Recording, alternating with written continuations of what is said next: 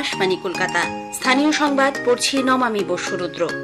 রাজ্যে লোকসভা নির্বাচনের অন্যান্য দফার জন্য প্রচার জমে উঠেছে। প্রধানমন্ত্রী নরেন্দ্র মোদী আজ এ রাজ্যে 3টি জনসভা করছেন। প্রথমেই তিনি বর্ধমান, দুর্গাপুর এবং বর্ধমান পূর্বে প্রার্থীদের সমর্থনে তালিত সাই কমপ্লেক্সের সভায় যোগ দেন। প্রবীণ বিজেপি নেতা শ্রী মোদী বলেন, জনগণের সেবায় তিনি এবং তাঁর সরকার নিবেদিত।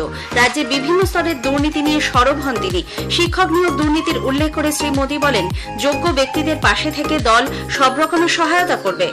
ये जो शिक्षक भर्ती घोटाला हुआ है उसमें बहुत निर्दोष लोग भी हैं जो सचमुच में शिक्षक की नौकरी के हकदार है। ये बाकियों के पाप के कारण ये निर्दोष लोग भी मुसीबत में गिर गए हैं।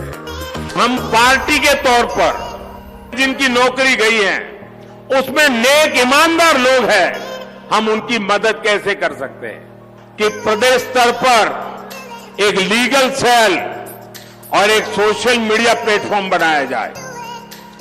इससे उन लाभार्थियों को मदद होगी जो डॉक्यूमेंट्स सही होने के बाद भी इस घोटाले के शिकार हुए। এরপর কৃষ্ণনগরের প্রার্থী অমৃতা রায় এবং রানাঘাটের প্রার্থী জগন্নাথ সরকারের সমর্থনে শ্যামনগর ফুটবল মাঠে আয়োজিত সভায় যোগ দিয়েছেন শ্রী মোদী। সেখান থেকে প্রধানমন্ত্রী বোলপুর যাওয়ার কথা। আমোদপুরের মেলার মাঠে তাঁর সভায় উপস্থিত থাকবেন বোলপুর কেন্দ্রের প্রার্থী প্রিয়া সাহা এবং বীরভূমের প্রার্থী দেবতনু ভট্টাচার্য। পশ্চিমবঙ্গে প্রচার সেরে প্রধানমন্ত্রী যাবেন ঝাড়খণ্ডে।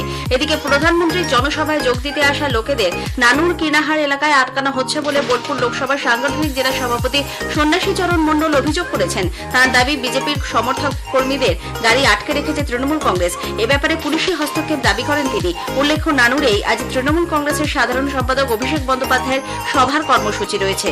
অন্যদিকে তৃণমূল কংগ্রেসের মুখ্যমন্ত্রী মমতা ব্যানার্জি গতকালের পর আজও পূর্ব বর্ধমানে ভোট প্রচারে অংশ নিচ্ছেন। পূর্বস্থলী ও রায়নায় 2টি জনসভায় তাঁর যোগ দেওয়ার কথা।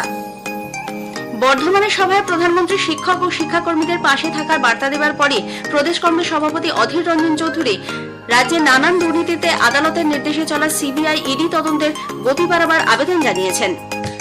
যে সিবিআই তদন্তটা হচ্ছে, সেই সিবিআই তদন্তের গতি যদি প্রধানমন্ত্রী আরো বাড়িয়ে দিতে পারে তাহলে ভালো হয়।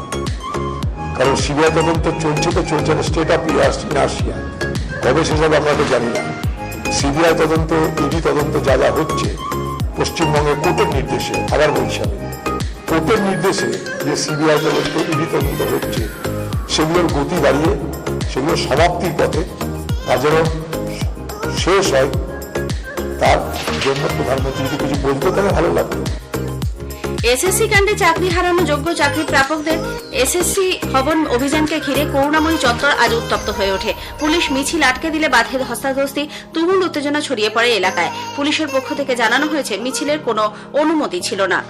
পঞ্চম দফা লোকসভা নির্বাচনে মনোনয়ন পেশের সময়সীমা আজ শেষ হচ্ছে। আগামীকাল জমা পড়া মনোনয়নপত্রগুলি পরীক্ষা করে দেখা হবে। প্রার্থীপদ প্রত্যাহারের শেষ দিন সোমবার 6ই মে। এই দফায় 20 মে ভোট নেওয়া হবে 49টি আসনে।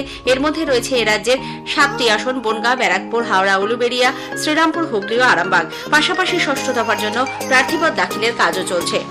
সাম্প্রতিক বিতর্কের মধ্যেই রাজ্যপাল সিভি আনন্দ বোস আজ রাজভবনের কর্মীদের উদ্দেশ্যে এক বার্তা দিয়েছেন। রাজনৈতিক শক্তিরা অশুভ উদ্দেশ্যে একাধিক ব্যক্তিকে রাজভবনে ঢুকিয়েছেন বলে শ্রী বোস দাবি করেন। এ বিষয়ে তাঁর কাছে গোপন রিপোর্ট এসেছে। রাজ্যপাল বলেন, সংশ্লিষ্ট কর্তৃপক্ষ এ নিয়ে তদন্ত চালাচ্ছে। এ ধরনের ঘটনা ভোটে জেতার কৌশল ছাড়া আর কিছুই নয় বলে তিনি মন্তব্য করেছেন।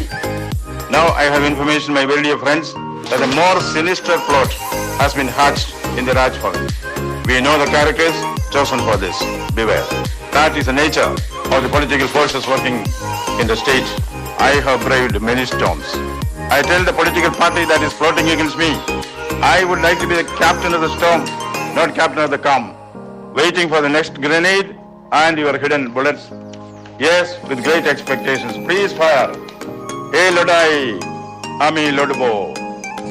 এপ্রিল মাসে রাজ্যে পণ্য পরিষেবা কর জিএসটি আদায়ের হার নতুন রেকর্ড স্পর্শ করেছে, যা গত বছরের তুলনায় 13% বেশি। এপ্রিল মাসে রাজ্য থেকে জিএসটি আদায় হয়েছে 7,293 কোটি টাকা। গত বছর এপ্রিলে এর পরিমাণ ছিল 6,447 কোটি টাকা। রাজ্যে অর্থ দপ্তর সূত্রে জানা গেছে, এক মাসে জিএসটি আদায়ের ক্ষেত্রে এ এক নতুন রেকর্ড। রাজ্যে এবছর হাই মাদ্রাসা, আলিম ও ফাজিল পরীক্ষার ফল আজ প্রকাশিত হবে। মাদ্রাসা শিক্ষা পর্ষদের তরফে জানানো হয়েছে, দুপুর 2টোয় ফল বেরোবে। 2:30 থেকে পরীক্ষার্থীরা অনলাইনে রেজাল্ট দেখতে পাবেন। wbbme.org, wbresults.nic.in ও exam.etc.com এ ফলাফল দেখতে পারবেন পরীক্ষার্থীরা।